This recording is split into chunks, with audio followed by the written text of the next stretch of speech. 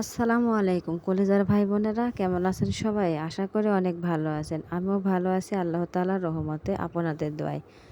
সবাইকে ঈদের শুভেচ্ছা রইল। ঈদ মোবারক, ঈদ মোবারক। আজকে আমি কি রান্না করতেছি পবিত্র জুম্মা উপলক্ষে সেটা আপনাদের সামনে তুলে ধরেছিলাম।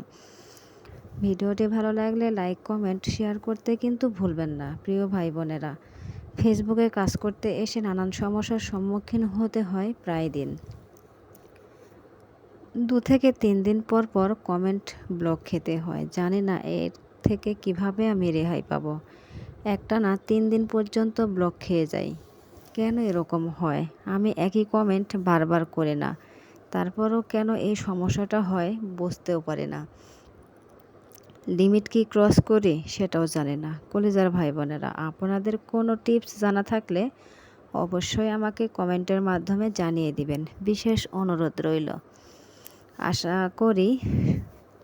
আশা রাখি আপনাদের কাছে।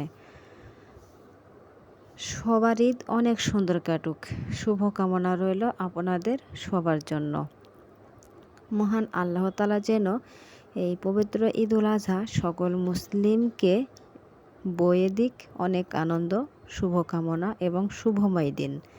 কলেজার ভাই বোনেরা, যারা আমরা মিলে কোরবানি করতেছি, তারা যেন সবাই মিসকিনদের পাশে দাঁড়াতে পারি, অসহায় দুঃখী মানুষদের পাশে দাঁড়াতে পারি, কিছু পরিমাণ হলেও তাদেরকে মাংস বিলিয়ে দিতে পারি।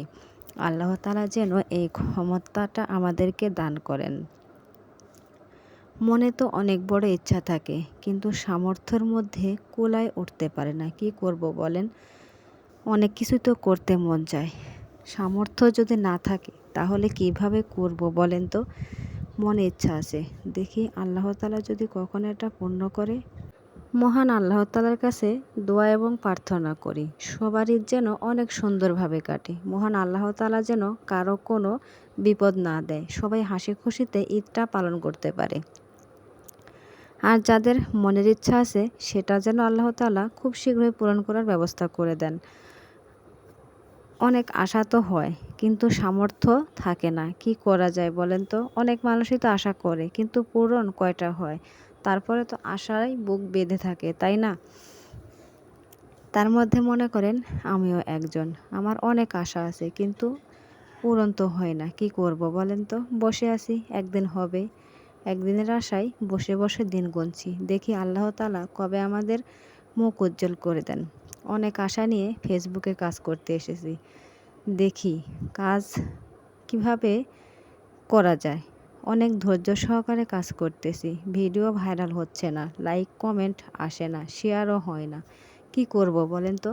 ধৈর্যহারা হয়ে যাই মাঝে মধ্যে। মনে হয় এদের পিছনে দৌড়ানো বাদ দিয়ে সংসারের কাজ নিয়ে ব্যস্ত থাকাটা অনেক ভালো। আবার মনে হয় দেখি আল্লাহ তো বলেছেন ধৈর্য ধরে কাজ করলে সফলতা একদিন আসবেই আসবে। ধৈর্যের ফল নাকি ভালো হয়, সেই আশাতেই কাজ করে যাচ্ছি।